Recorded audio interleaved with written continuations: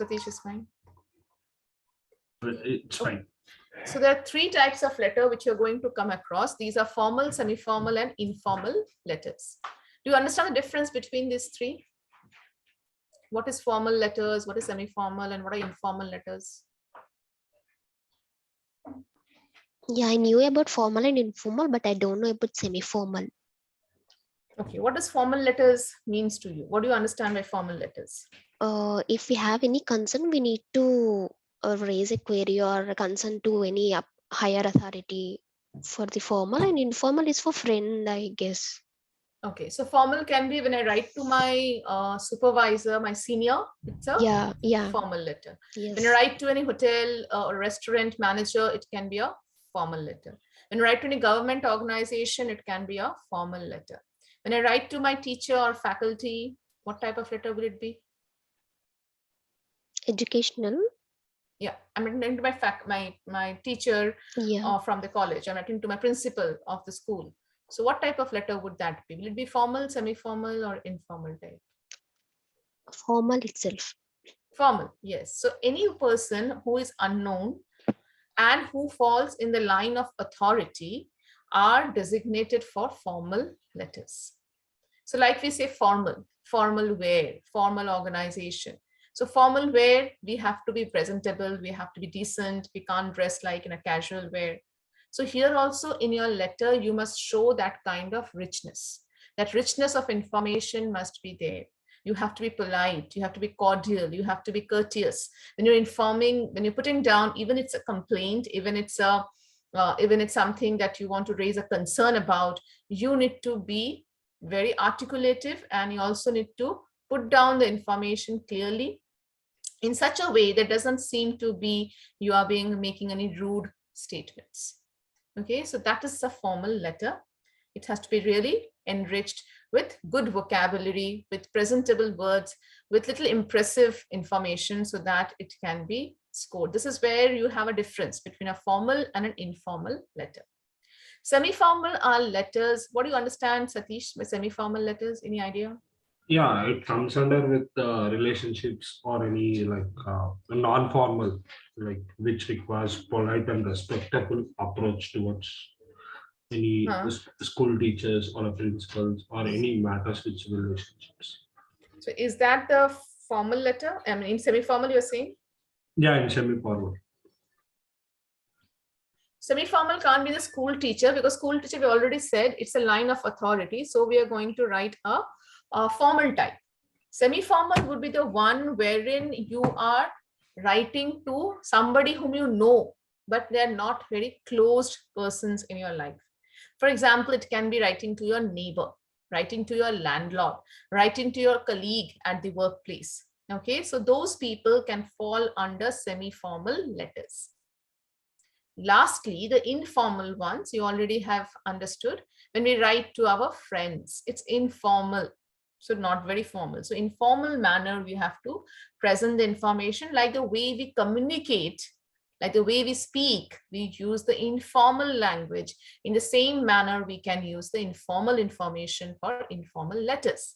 Okay, that doesn't mean that you use too casual language, not the way that we normally speak. Of course, it has to be in a little bit in a little articulative manner so that it's understandable and it's not too rich as a formal and not too easygoing types. Okay, so there has to be a proper thin line of difference.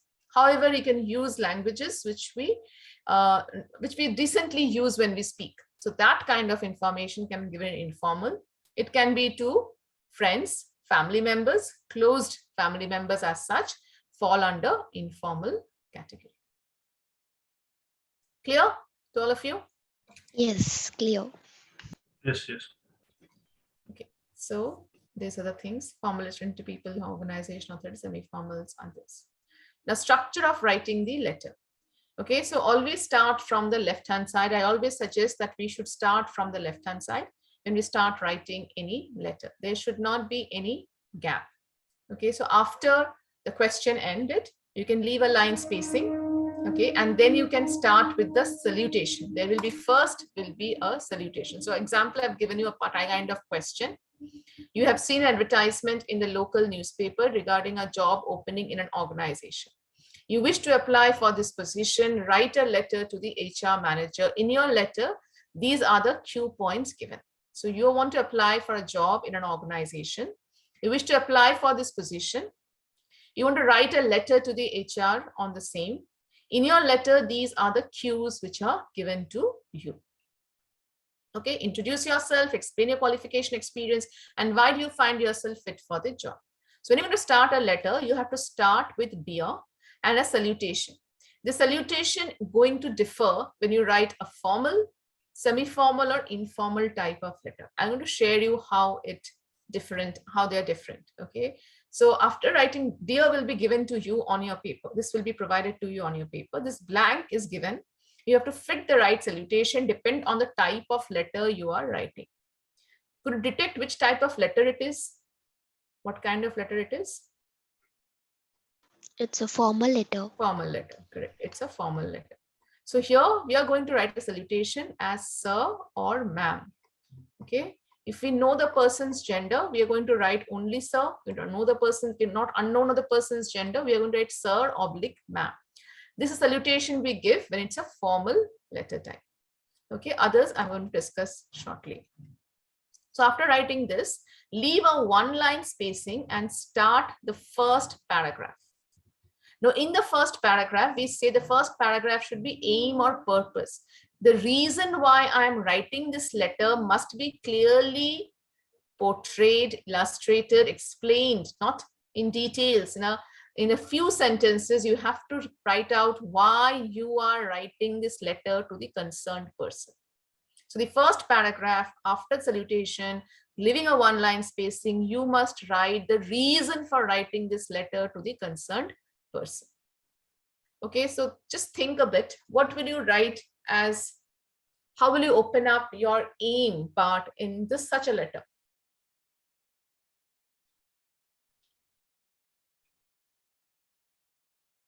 What is the aim? What is the reason for writing this letter? Because we have seen an advertisement, so we need that job. Because it is related to our what we'll say, our work. Opening job opening at your organization. Job opening for my organization. Yes. Advertisement related to job opening. Yes. So how will you open up? You might say that I'm writing this letter to bring your kind attention, or to this letter to inform you about the recent advertisement which I've seen in so and so paper. Okay, and I'm quite interested for the given position. Okay, I have the right qualifications and the experience to work as a manager in IT services. For example, the position is this. Okay, so I'm writing this letter, this kind of phrase, you must open up your letter. Why I'm writing this letter? Because I've seen an ad of a job opening in your esteemed organization. Okay, I've just come across, I'm here to inform you about the recent job opening that you advertised in the local newspaper, or you can give the local newspaper a name and you say, in Times of India, I have the right qualifications and the experience to work in the position of IT manager in your recognized or prestigious organization. Yeah, so this is the reason for writing. I have the right qualification, experience, informing him, and I'm writing because I've seen the ad in the local newspaper. Okay, so the aim and purpose of the letter is a reason why I'm writing this letter. Don't try to make it too lengthy. Just try to inform the person, the other person, what is the purpose of writing? What is the reason for writing? Okay, just check your words. Try not to repeat the same word again and again in your sentences, and try not to avoid, if you can, use the words given in your context. Okay, try to show some paraphrasing skills, some alternative words if you can see. I recently seen an ad. You cannot say ad. Ad is a short form. No abbreviations to be allowed. So I've recently seen a job posting, you can say. Okay, don't write ads anytime. Okay, I've recently come across a a job posting in the local newspaper or in the news in Times of India, and I feel I have the right qualifications and experience to start working as an IT manager in your prestigious organization. Yeah, so this way you can put the aim or purpose. Am I clear? Yes.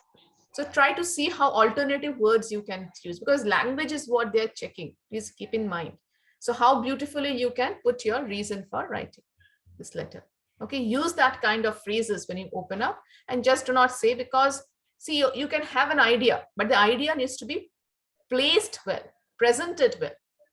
Okay, so aim or purpose, write in 2 to 3 sentences. That's it. Okay, in some cases it can be slightly more, but it should be in 2 to 3 sentences. Okay, after that, you have to talk about your second. So introduce yourself. This has given, introduce yourself.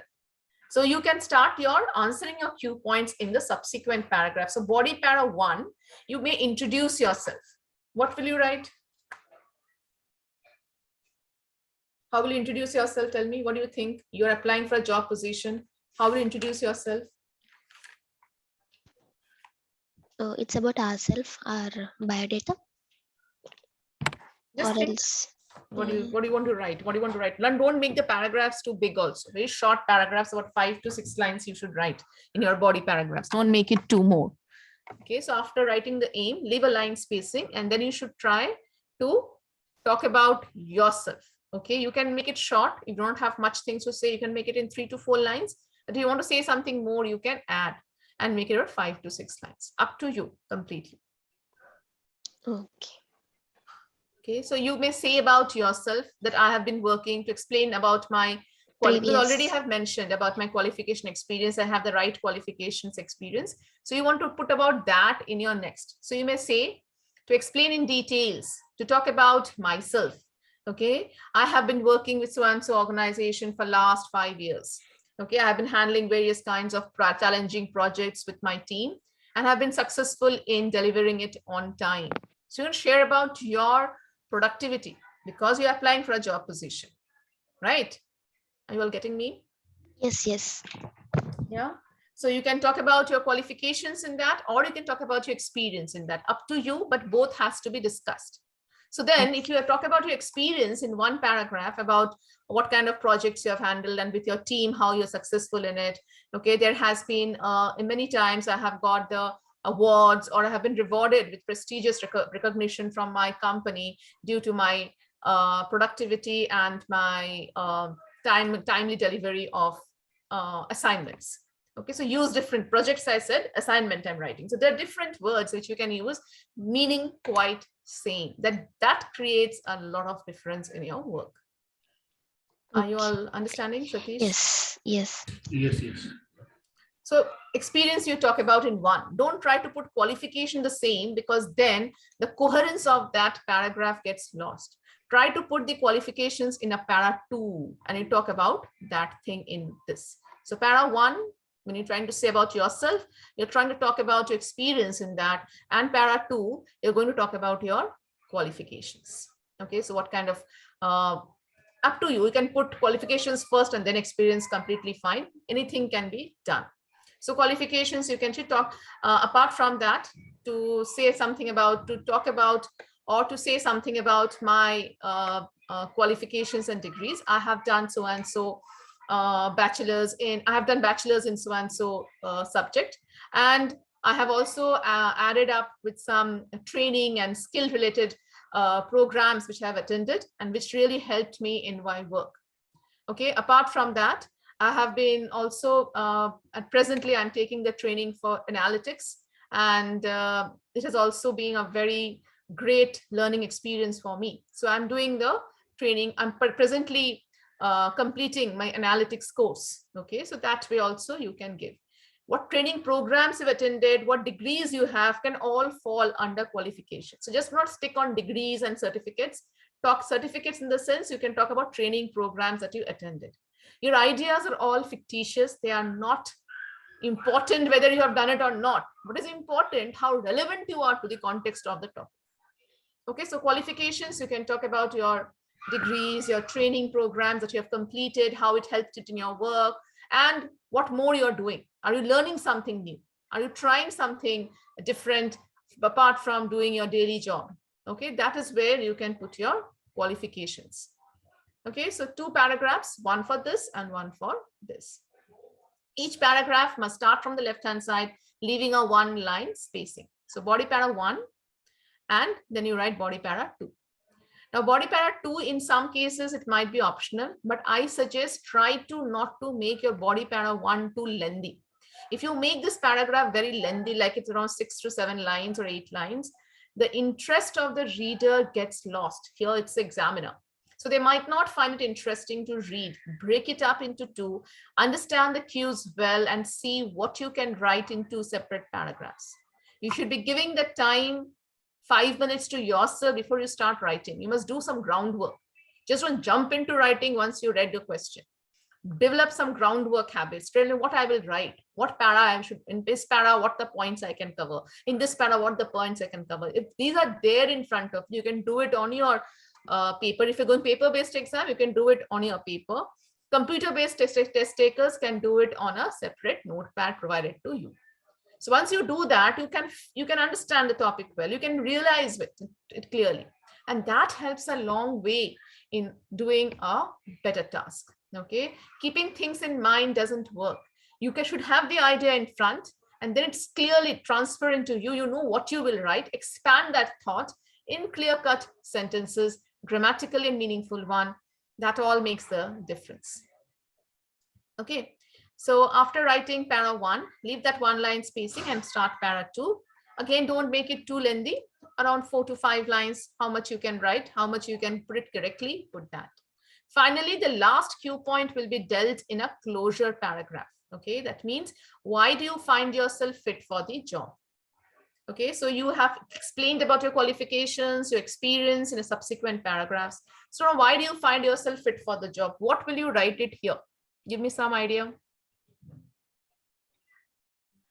We can perform the role which they have given us very perfectly, or else very perfect in a good manner. So that's why you think yourself fit for the job. Okay. Or else we'll have some idea about that previously, or else we are having experience in that same role previously. So which will be which suits us.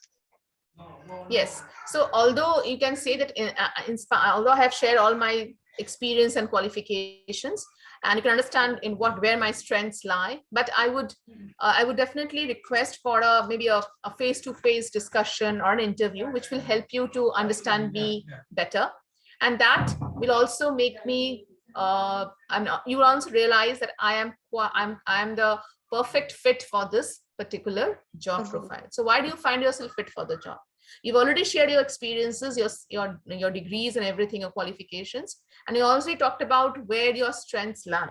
Okay, but of course, when we have a face-to-face discussion or a conversation, it would be much better to understand me, and you'll realize how I am perfect match for this job. So why do you find yourself fit for the job? You already talked in the opening part of the aim of the letter that you have the right qualification experience for this job. Explain that part in subsequent paragraphs. So all in all, you have explained everything. Here you can just say that I have explained, although I have explained this, and I've talked about my strengths as well. It would be really great if we can have a face-to-face conversation. So request kind of an interview, face-to-face interview would be better. And they would realize how I am perfect for this job. Okay, a perfect match for this, a perfect fitment in this for this position. Clear? So that's a closure paragraph. It will be not more than, again, max to max in 4 lines. Please do not write more. The more you write, the more you go little in a, what can I say, you little get confused in what you're writing. Okay, so understand the cue, get it clear. What will I put it in the last? That understanding and develop, and this putting the bullet points on paper must be there in front of you, from which you can expand. Okay, so again, closure paragraph should not be too lengthy. About 4 lines you can write. After writing the closure paragraph, give a closure phrase. It's all on the left-hand side, nothing on the right or in the center. It's all on the left. So after writing the closure paragraph, give a closure phrase, looking forward for a positive reply, looking forward for your assistance. Okay, keep up the good work, kindly do the needful. These kinds of phrases, depending on the context, you can put it. And finally, you can give the leave taking. Okay, again on the left-hand side. Okay, so leave taking, which means you have to sign off. So sign off again differs between a formal, semi-formal, and informal letters. If you are going for a paper-based exam, 25 lines is all that you need to write to complete 150 words. If you write more, then it will expand your word count. That's it. So 25 lines, you can put a point and you can understand this is your benchmark. This is my borderline for reaching 150.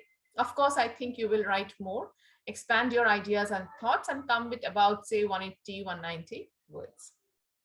Okay, so this is the structure of writing. Everything on the left. We are not writing any date, to, from, subject, nothing. Just dear will be given. You put the salutation, write the letter in the following paragraphs. Minimum 4 is recommended.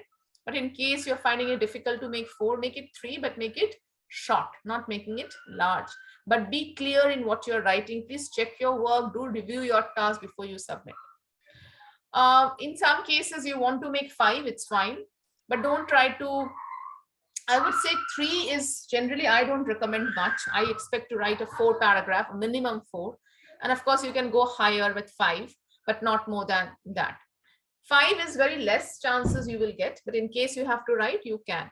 But 3 or that would be slightly, you will confuse with the central idea of the paragraph. So always try to develop that and keep it apart. And the coherence of it will only be there if you put one paragraph with a one central idea. So when you open up the aim paragraph, the reason for writing is clear. Then you come with the explanation part. Then you have something more to write on that. You put that in a separate paragraph. Some effect of it. You're talking about a cause and the effect you can write in a separate paragraph. Explanation about qualifications in one. Okay, you want to criticize about a particular, or you want to complain about a particular service. So you will explain how the service was bad and how you felt about it in the next paragraph. Okay, why you felt it so disgusting. So even if it is not given as a part of your cue, you should develop those kinds of thoughts and develop 2 body paragraphs. And in the last body paragraph, they might ask you about suggestions to write to improve their service. So put those suggestions in the last paragraph. Are you all understanding, or is it just going above your head? Oh, I'm understanding. Understanding. So when you do this, it will be more clear. I'm just giving you the ideas and the thoughts. Of course, we'll practice some letters and that will make it more easier for you to comprehend on what I'm saying, actually. Yeah, so that's where it will. Okay. So then I'll come with the table where we'll discuss about how the salutations and leave taking differs. So there are 3 types of letter: formal, semi-formal, and informal. Salutation of formal letters can be sir or ma'am. For leave taking, it will be yours faithfully, ending with a comma. Below that, there will be 3 crosses, close it, full stop. Semi-formal letters can be starting with Mr., Mrs., or Miss. Anything you can start. Give a surname of the person. The surname can be Indian, the surname can be English surname as well. Whichever is comfortable, you can put it. Only the surname, not the first name. So here it is sir or ma'am, here it is this. You can end the letter with yours sincerely. Okay. Formal letters can also be ended with faithfully or sincerely as well. Just one second.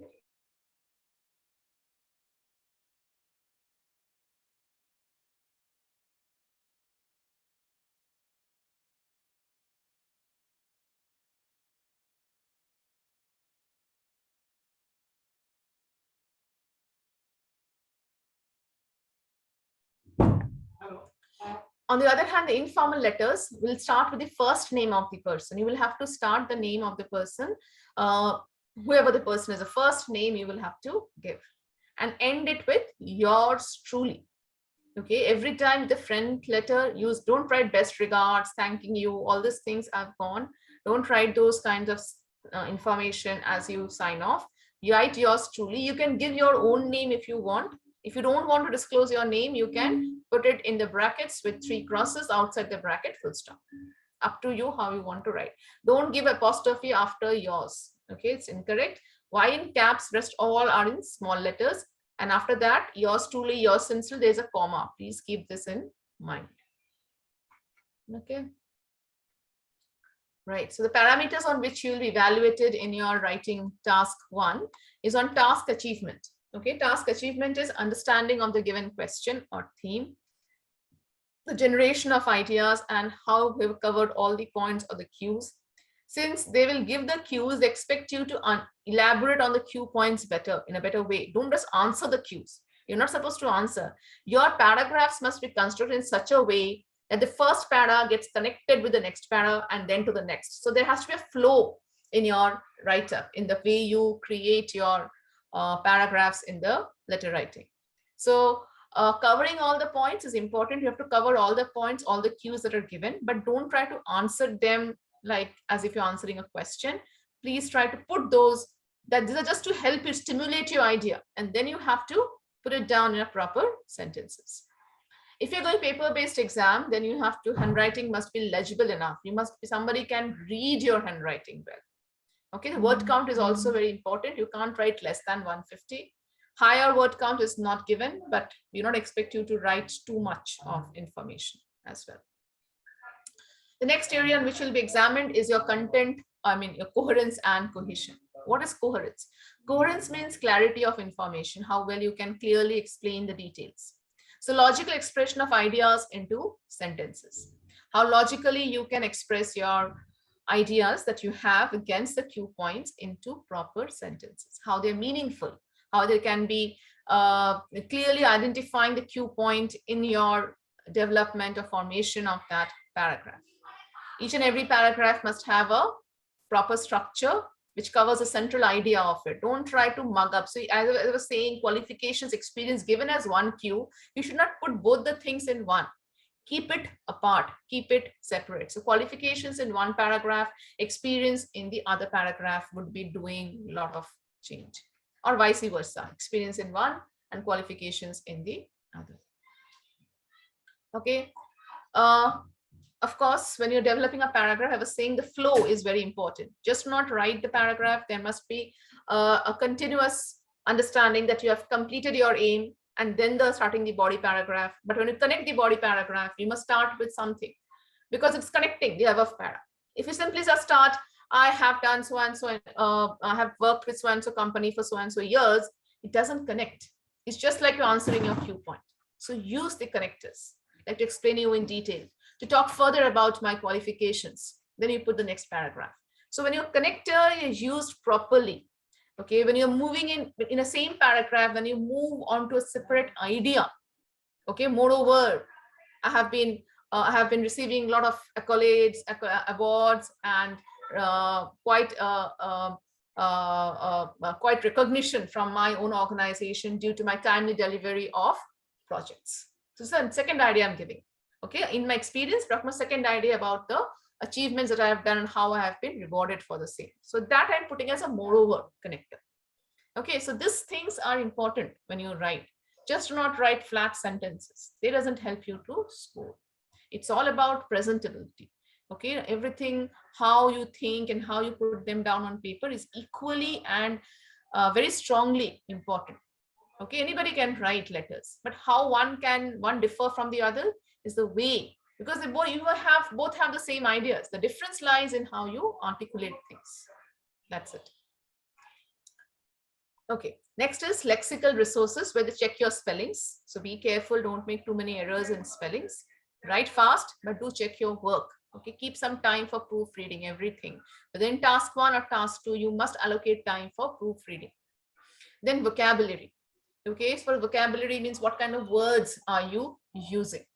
Okay, I should not be using the same word I was saying. It's very important that within a same paragraph or within the same sentence, if you're using a same meaning word, try to use alternatives. That shows your vocabulary skill. Okay, if you can use a wide range of words in your information, that truly helps you to get a better score. Okay. Paraphrasing skills are important. As I said, try to understand the topic sentence. Try to analyze the topic situation. Okay, because from this situation comes up your aim or reason for writing the letter. The situation tells you why you're writing the letter. Understand it, then put them down in your own words and put it in the aim of this letter.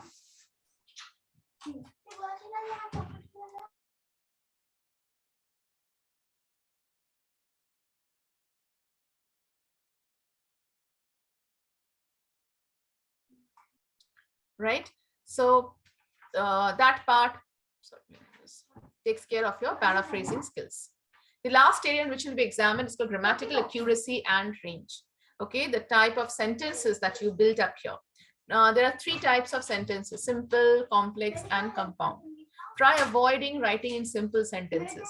Okay, very simple sentence where you have a noun, verb, and a object. Okay, like I am teaching in the class. It's a very simple sentence.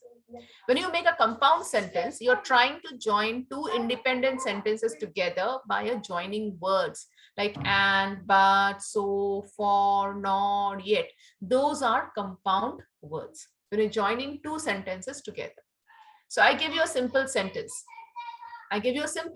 What is my simple sentence? I am teaching in the class. Now, in this simple sentence, can you make a compound sentence out of it? Can you construct a compound sentence out of this simple sentence?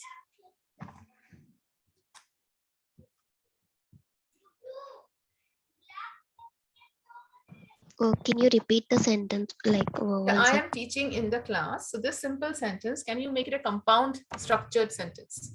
I am teaching in the class. We need to put it in a compound sentence. Structure, yeah. I'm teaching the class. Or else? I'm teaching in the class, a simple sentence. So to make it a compound. So to add another independent sentence together to make it a compound structure. So use those kind. Okay, so I'm teaching in the class and the students seem to be quite interested to learn about the subject. And the students seems to be quite interested in learning about the subject. The students are quite interested in learning about the subject. It's a separate sentence. I'm joining it with the former sentence together to make it into a compound structure. Am I clear? Yes. So I'm teaching in the class and students seems to be quite interested in learning about the subject.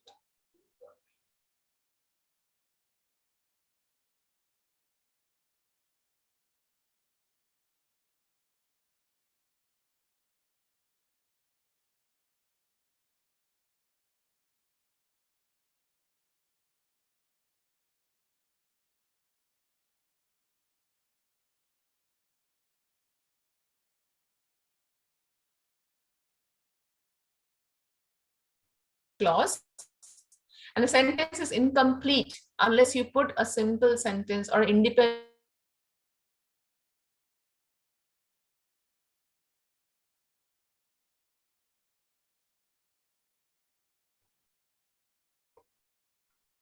Hello, can you all hear me? Hello. Yes, we can hear. Yes, we can hear. Hello. Hello. Yes, can you all hear me? Yes, Yes, it is actually yes. your voice Yes, is breaking a bit, but now it's clear. Now it's clear. It's clear now.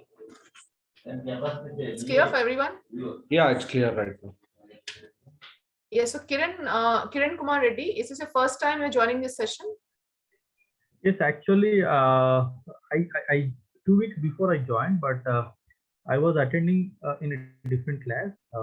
But this type 1 for general, writing this is the task. first time for me. Yes. This is not completed for you. Okay. Yeah. So I was saying about complex sentence. So same sentence, when you have a dependent clause with the independent structure, that becomes a complex sentence. So for example, when I'm using the sentence as I'm teaching in the class and you have to make it a complex structure, there has to be a dependent clause. So as I'm teaching in the class, this is an incomplete sentence. Then what happens? So as you're teaching, what happened? As I'm teaching in the class, one of the students seems to be uninterested for it. Okay, one of the students seems to be uninterested in this subject. So as I'm teaching in the class is a dependent clause. Something is incomplete in the sentence, and you fill it up with saying one of the student is uninterested on this subject. Okay, so this completes a sentence. So such kind of sentences are complex. So try to expand, try to make these kinds of different structured sentence, which will help you to score well. Along with that, you can also use active voices and passive voice sentence as well.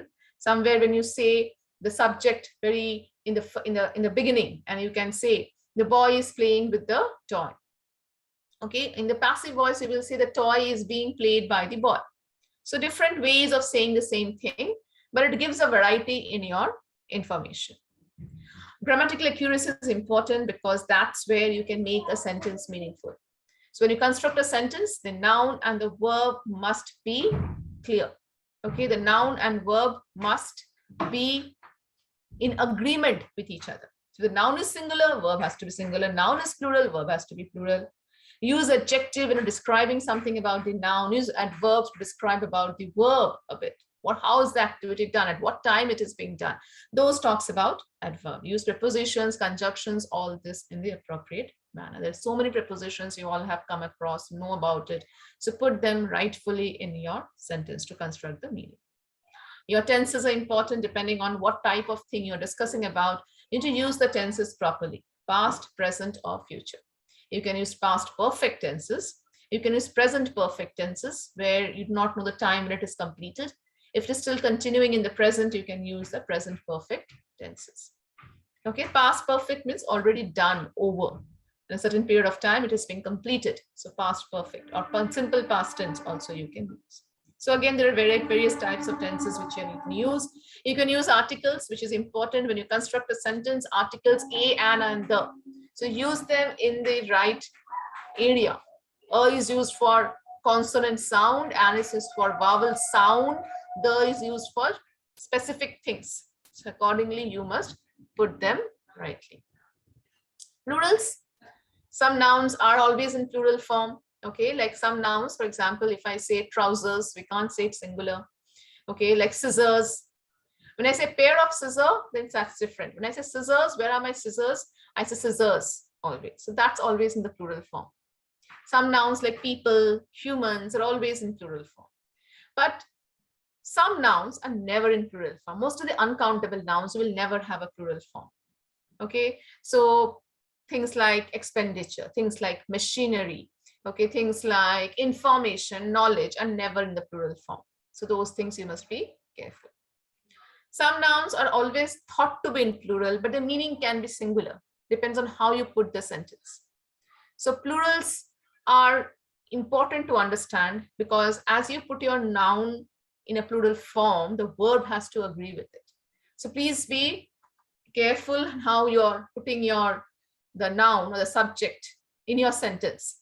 According to the sentence, meaning will come up if you not put the verb in the same agreement. Then the sentence becomes meaningless. Okay, so be careful on this part. Genders, and of course, this is, you know, he, she, it, how to use it. Punctuations, commas, and full stop. You must try to see that you're appropriately using it. We will not be using too much of question marks, exclamation marks. Question mark, exclamation marks can be used to a certain extent in informal letters, but for formal letters, it's only full stop and commas. So when this dependent clause and you start an independent sentence in a complex structure, then you put a comma after it. As I'm teaching in the class, comma, one of the students is not interested in it. When I'm putting a connector, like moreover, furthermore, in the same vein, or similarly, we also put a comma. Okay, so those things you must be able to capture or understand it so that you don't make those silly errors and lose your point. So all these are part of your grammar. Using of has and have, many people make the mistake. When can we use has? Any idea? When do we use has in a sentence?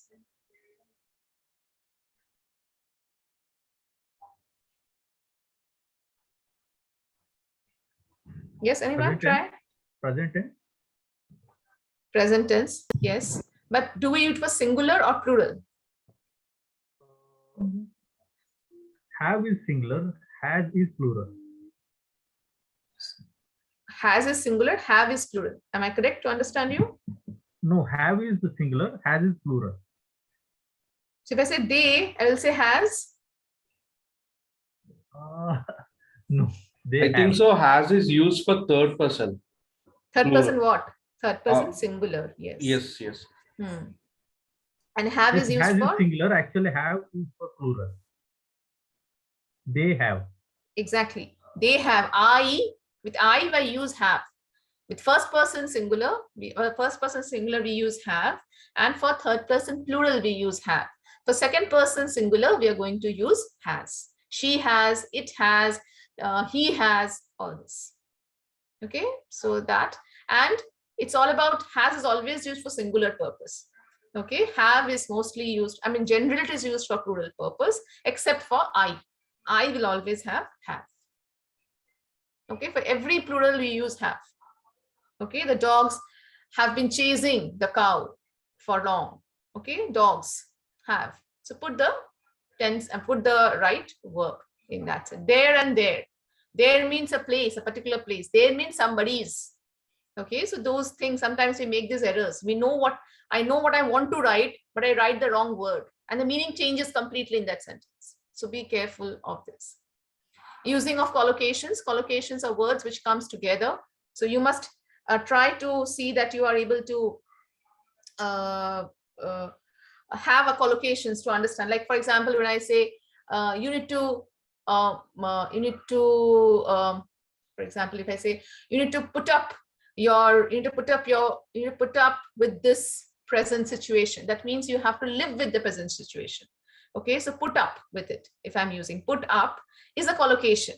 It's a collocation of a preposition with the verb. It's also known as a phrasal verb. So words which go together, you need to understand them. We often use it, but sometimes not know they are known as collocations. Adhering to, okay, admiring at, these are collocations that we say. Okay, so try to get familiar and you use it often. Use the prepositions with the noun, with the verb, or with the adjective, and those all are referred to as collocations. Okay, apostrophes. Generally, living things are used for apostrophes. There is nothing we can use for non-living things. Okay, but there are certain rules in apostrophes. For example, if you are saying for, say, I say, this is not a child's play. Okay, it's not a child's play. How do I put the word child's in this sentence? How do I write the word child's in this sentence?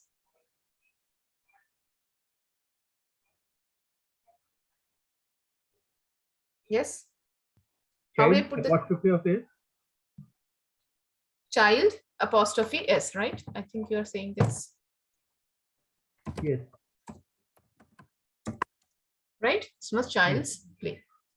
So when this child is singular and the apostrophe will always be before s. If I say this is Mira's bag. Okay, this is Jack's pen, as you can see here. The apostrophe will always be before s. But when I say it in a plural form, this is the boys' school. This is a boys' school. Okay, where will I put the apostrophe? After S. After S. After S. Why after S? Why not before S? It's plural because we are adding each and every boy there. So it's a group of people. So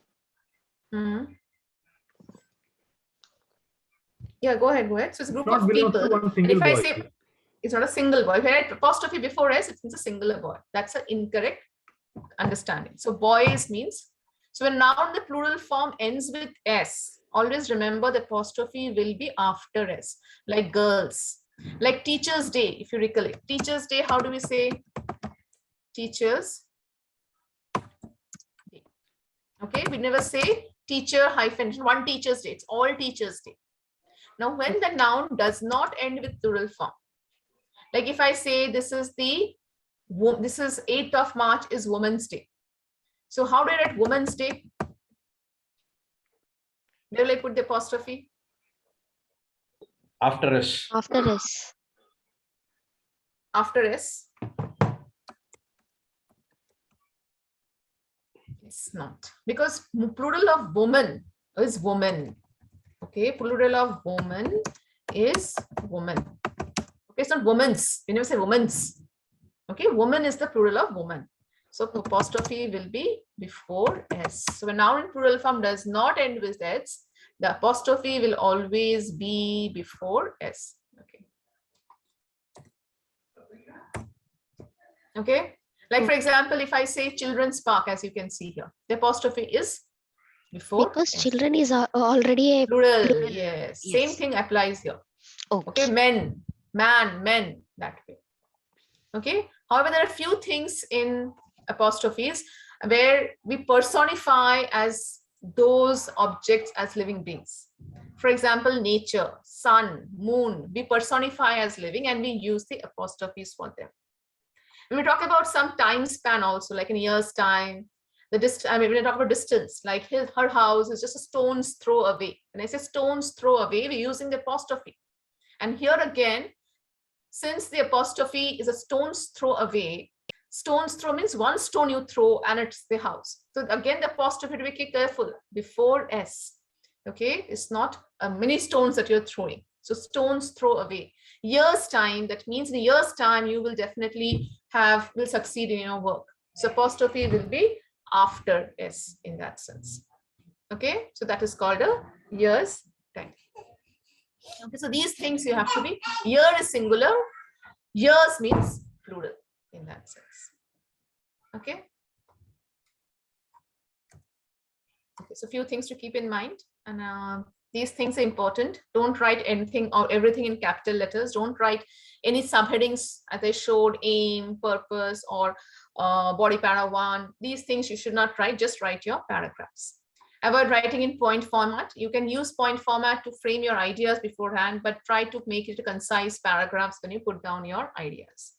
Avoid using any kind of symbols or highlights as such. Do not use any kind of symbols like bullet points, asterisks, dash, dash, nothing. Just try to make a paragraph and don't highlight anything, don't underline anything. Okay, just make a simple paragraph. Avoid using any abbreviations. I would suggest that not to use abbreviations. Like I say, ads you should not write, and in a symbol you should not write, etc., etc. you should not write, because those will not give you the score. You can say and others, better to write like that. You write about a country's name, okay, unless that country name is mentioned in the exam or in the topic as in abbreviations, you should not write. You should write the full word. You say English country, you say United Kingdom, but don't try to write UK. Okay, that would be incorrect. Unless you're giving an example where you want to put UK, then it is fine. In a real idea or a reason that you're giving, try not to use the abbreviations. In your example, you can write the country's name in abbreviated form, but when you're putting them down in an idea or in a reason, don't try to write in abbreviations. Okay. But don't use any kind of symbols or these, okay? Example like E.G with respect to, all these are not appreciated. Even the symbol and should not be given. Avoid using any contractions unless it's informal. To a certain extent, you can use contractions. You should write with proper words, okay? Has not, I would like to, okay? I would like to have a face-to-face conversation. So I would, not I, apostrophe LD, you should write. It's incorrect. So no contraction are appreciated. Punctuation is equally important. Commas and full stops. Question marks, exclamation, as I was saying, can be used for informal letters. And avoid writing to, from, date, and subject or address in your sheet. Okay, just try to clearly put down your information on your paper or on the screen if you're going computer-based exam. And I showed you, they'll give you the starting point, they give you salutations, you have to incorporate there, then the first para, then the subsequent one. So structure is that. When you give a closure phrase, leave taking ends your letter. So we have 20 minutes. It's important that you understand how well you can manage your time. Okay, so I'll just share you how we can manage time and then I'll come back to this. So it's 20 minutes. I say 4 to 5 minutes you can put for your groundwork. Read and understand the question, the topic, the cues that have been given to me. Know it clear. That has to be learned well before you try writing. Highlight the keywords from the given question and find the alternatives. Try to highlight the keywords in the question, okay? And think about what other words, because those words will help you to come across with your developing your aim of the topic, as you have to show some paraphrasing skills. So try not to use the words from the question, use some alternatives. So whenever you're going to write about that word, if you have a different alternatives, it would be always be better. In some cases, you might use it, the same word, but not too many times. Try to keep it apart, okay? Distribute the word if you're trying to repeat. And you should have at least minimum 3 to 4 alternatives of a given keyword of the topic, so that you are able to able to show your paraphrasing ability. So have that. Then you generate ideas on the given topic, on what I will write in the aim. Very clear, put it down on bullet points. This is things I'll put in the aim. Not too much, concisely, simple, you have to put down the information. Next paragraph, body 1, what will I write? Body 2. So all this must be drafted out well on front of you. Please do this task, everyone. Don't jump into writing. 5 minutes dedicatedly give to this groundwork. You will see how effectively you can write. And this is very helpful. This is really helpful.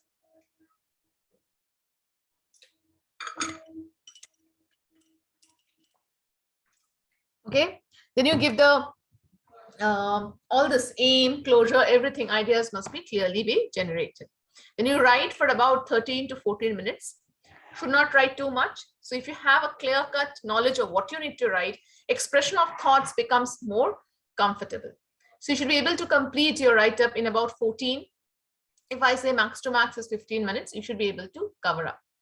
Okay, should not, I would say 15 minutes if you take your time to write, that completely completes your 20 minutes of time, because you were given 5 minutes for your groundwork and 15 minutes for writing. I will still suggest you to take out 2 minutes time and proofread. So even if you finished on 20 minutes the entire write-up, 2 minutes you must dedicate to your letter writing and check your work. Don't do it after you complete essay, because at that point in time, you would like to focus on reviewing your essay than task 1. And task 1, if you ignore it, that 3 bands are essential for your score determination of getting 7 bands. Okay, out of 9, you have to get at least 7 in writing. So they're equally important. So once you finish your writing, even if you could not finish in say about 18 minutes, you have completely used 20 minutes time. Give 2 minutes to proof check your work. See how you have made the sentences. Any words I've made so many times, do change, do again erase the word and make it different. See the punctuations, quickly review your task. Give yourself 2 minutes. And then you can again start with task 2. So 38 minutes you will have to complete task 2. Okay, don't try to just write and keep it aside. Okay, if you manage in writing in 13 minutes, that will be really good. If you can put down your information clearly in 13 minutes, that will be really good. Then you have 2 minutes to easily to manage for your proofreading. But it is definitely recommended to proofread your task before you start doing your work. Okay. So you should keep in mind that you stay on topic, make your letter simple and clear. Your letter shouldn't create any strain on the reader. It shouldn't be overcomplicated with unnecessary details. Be direct, specific, and contextualize your expression.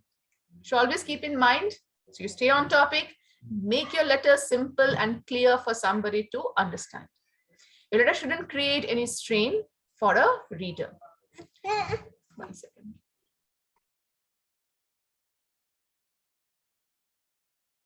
Complicated, and it shouldn't be having any unnecessary details. So sometimes we want to write too many things. We have overpoured with ideas. You need to restrict where to put the ending line, where to cut short information. Those things, it's how you practice will come. The more you practice, the better you can make it easier for you. Okay, so that is one thing. As we will do a little bit practice in the classrooms, it will be understandable. There are few common expressions in formal letters. I would like to inform you. I would like to bring to your kind notice that. These are the sentences you can use to start your formal letters. I would like to inquire about. Okay, so I'm using this like I would like many things. Many times I'm using it because this is the way you can cordially inform the other person what is the reason for writing. I'm this letter to with reference to my earlier mail, earlier communication, earlier talk, whatever you want to refer with. I'm in this letter to draw your kind attention towards, okay, towards the recent experience that I had at your food outlet. I was truly dismayed by the service, and even the food was quite terrible. Okay, so I want to bring that attention. In some cases, you have to introduce yourself. Depending on the topic, you may introduce by saying, who are you and where do you belong to? And then you can start your reason for writing.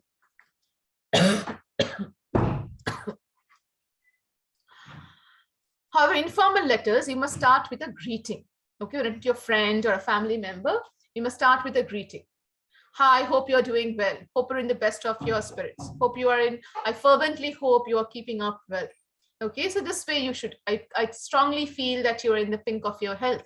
So these kinds of sentences you can use for informal letters. Okay, so the demarcation between formal and informal is quite different. As I said, informal, it use little bit on your sentences that we normally speak, but not too casual ones also. Decent sentences that you should build up, but you should not have that richness that you put in formal letters. Formal and semi-formal are slightly similar. Okay, it will be slightly resembling each other. Okay, so the way you put a formal letter, in the same manner you can use those sentences for informal as, sorry, semi-formal as well. Okay, so you are given a handout if you have noticed. 1 second.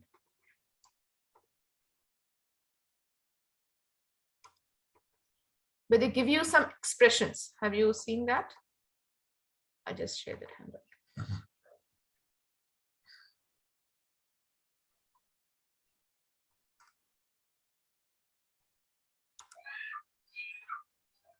So this is the handout where you see the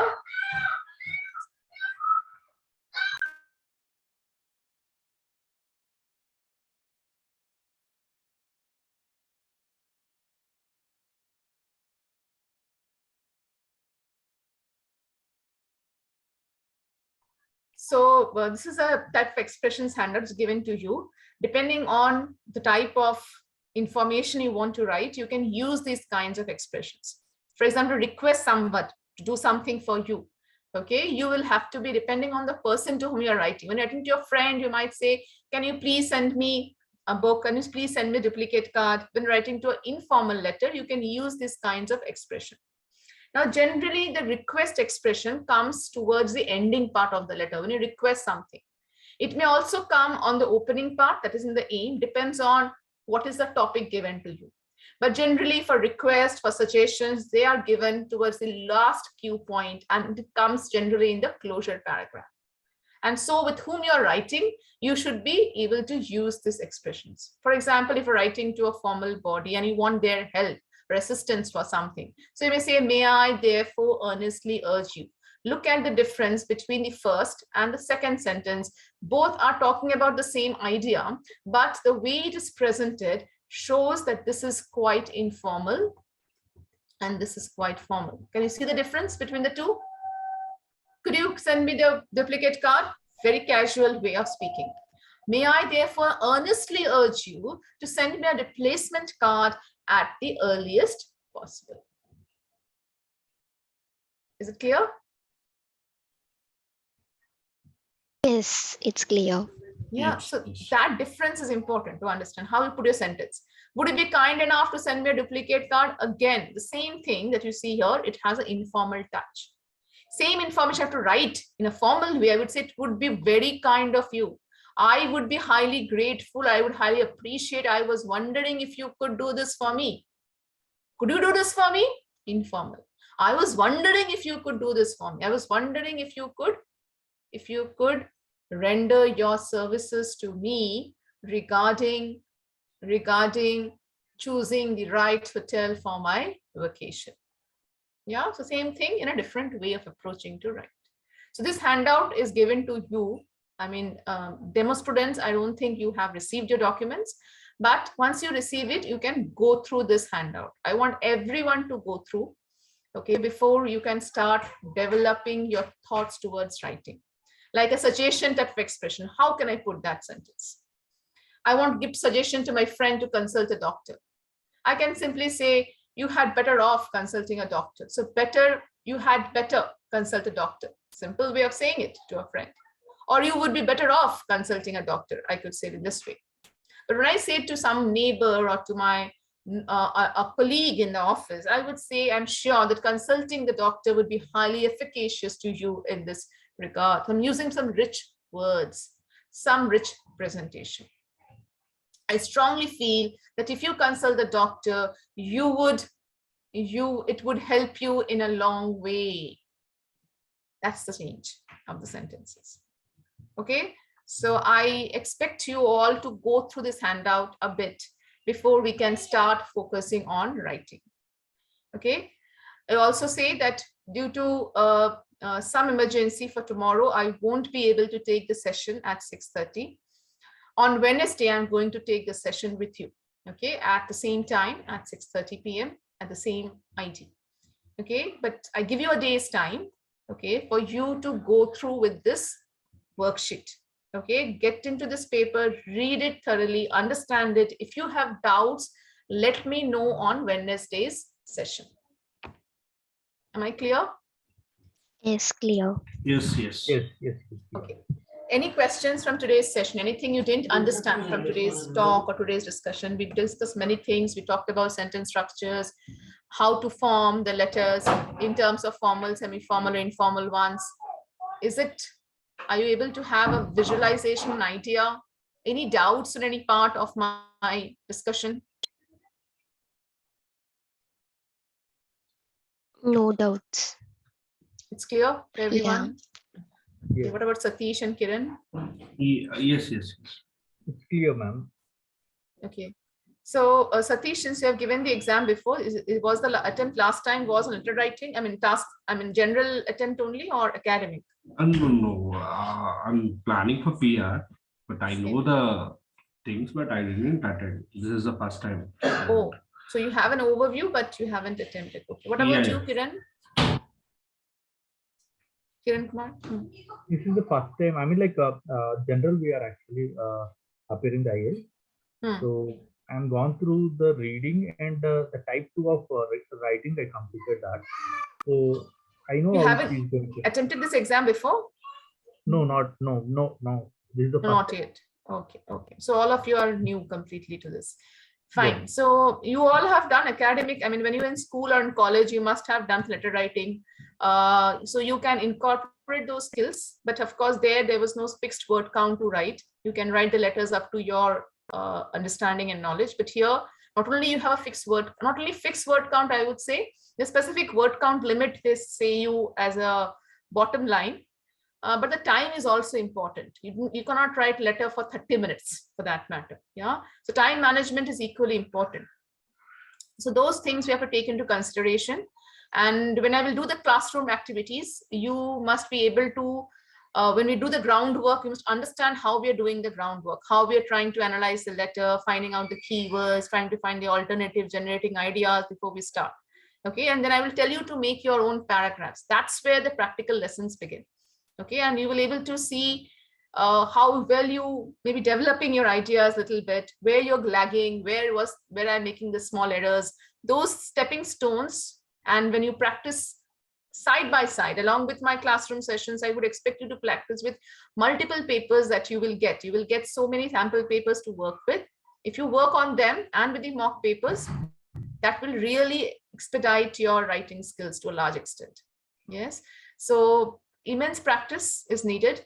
Writing is, I would not say easy, but with practice and a sensible practice, not like you're practicing, keeping the same mistakes again and again. So consciously, you must know where you're lagging and where you're making your mistakes, where my weaknesses are, and be cautious of it and improvise on it. That is where you can definitely range up to your 7-band score in the writing part. Clear? Sure, yeah. Yes. Okay, so please go through this handout, and Sindhuja and Satish, once you get this handout from the admin, have a look through, and then in Wednesday I can discuss a few things. If you're comfortable with it, then I will start with the writing practice, or else if you have any doubts on this one, I will discuss about the same.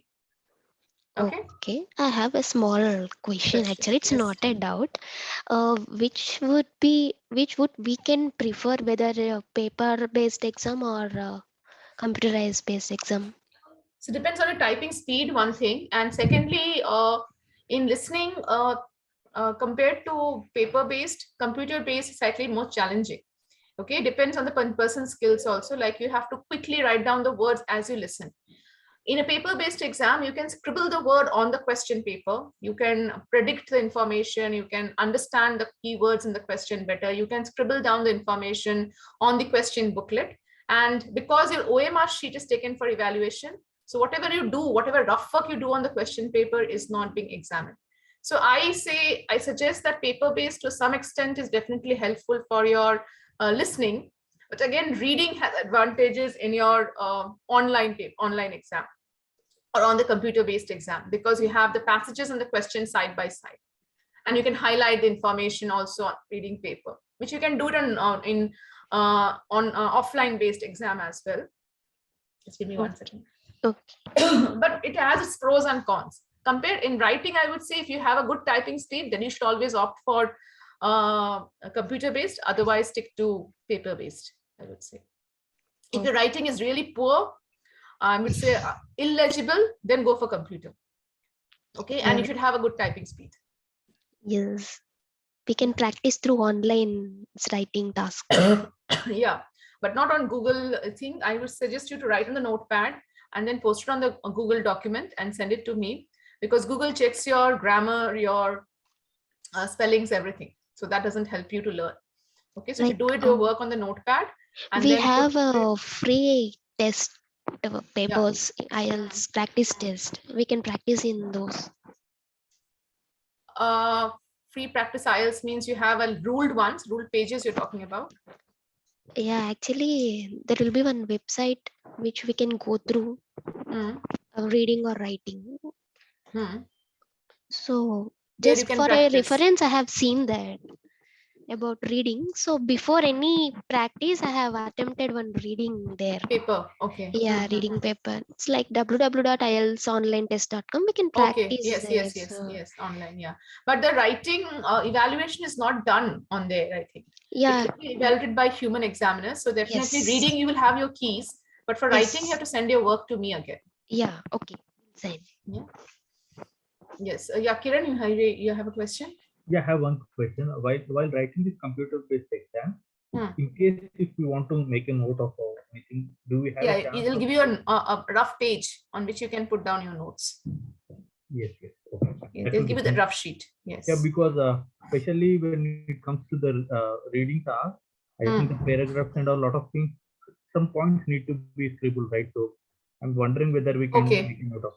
You can make a note. They give you papers right from the listening part, because in listening also sometimes when you don't understand any particular information, you can scribble the notes and then you can judge out which is the answer to be written or which is the answer to be chosen. So that's why they give you the note-taking papers right from the beginning. Okay, so you can use it even for writing. If you need extra papers also, you can ask the invigilator, they will provide you the same. That will be helpful. Thank you. Fair enough then. So we'll see you on Wednesday at 6:30. Yeah, the same ID, and try to go through this material once all of you are requested, and then we can take up with the practical lessons from Wednesday onwards. Yeah. Sure. Thank you. Good night to everyone. Good night. Thank you so much.